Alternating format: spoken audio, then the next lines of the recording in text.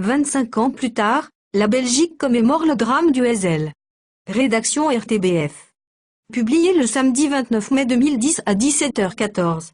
Le 29 mai 1985, la Juventus de Turin devait affronter Liverpool au stade du Heysel.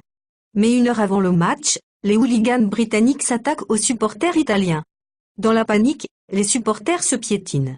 Le bilan est terrible, 39 morts et 600 blessés. Il est 19h20 ce mercredi 29 mai 1985, les forces de l'ordre sont pratiquement absentes de l'enceinte du stade. Les supporters de Liverpool chargent sur la tribune Z qui était censée n'abriter que des Belges, mais qui par le biais du marché noir, était en fait majoritairement occupée par des Italiens. Les tifosi italiens, paniqués, cherchent à fuir les charges successives des hooligans britanniques mais le piège se referme sur eux. La bousculade est terrible. Les Italiens les plus chanceux parviennent à rejoindre la pelouse d'où ils sont parfois rejetés par les forces de l'ordre qui arrivent. Dans le coin de la tribune Z, un muret s'effondre sous la pression de la foule, devenue folle. Les supporters se piétinent les uns les autres. Ceux qui sont parvenus à fuir, tentent de dégager les malheureux pris au piège. Le chaos est complet. Le match sera quand même joué. Lorsque le flot des spectateurs s'écoule enfin, il reste un tapis de cadavres au visage bleui, morts étouffés. Les corps sans vie de 39 personnes jonchent les gradins de la tribune Z des supporters, qui croyaient simplement venir voir une finale de la Coupe d'Europe des clubs champions. La désorganisation est totale. Les premiers soins sont donnés par des secouristes et des supporters. Et comme il n'y a pas assez de civières, on évacue les morts et les blessés sur des barrières nadar. La mort, qui règne sur une partie du stade, n'empêche pas les 58 000 supporters présents au Heysel de continuer à chanter et à vociférer. Les forces de gendarmerie et de police, qui sont enfin arrivées sur place, tentent de dégager la pelouse et de rétablir l'ordre. Pour éviter des émeutes, les autorités décident finalement de faire jouer le match. Celui-ci se termine sur le score de 1-0 pour la Juventus.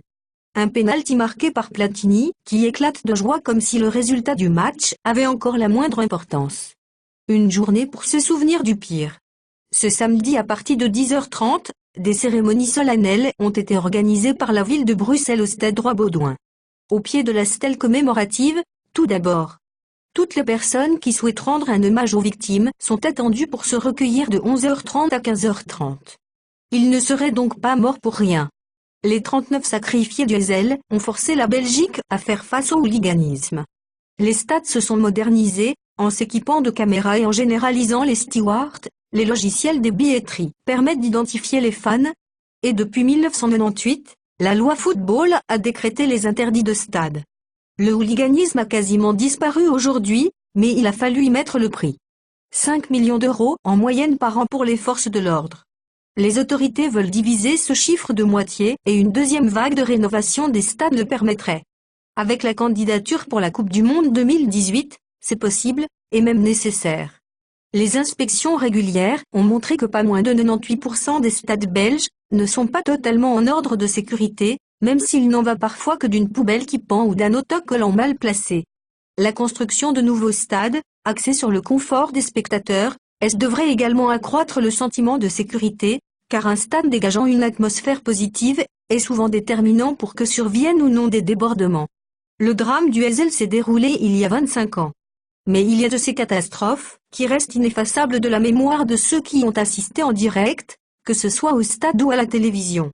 Des Dussin et Elibois.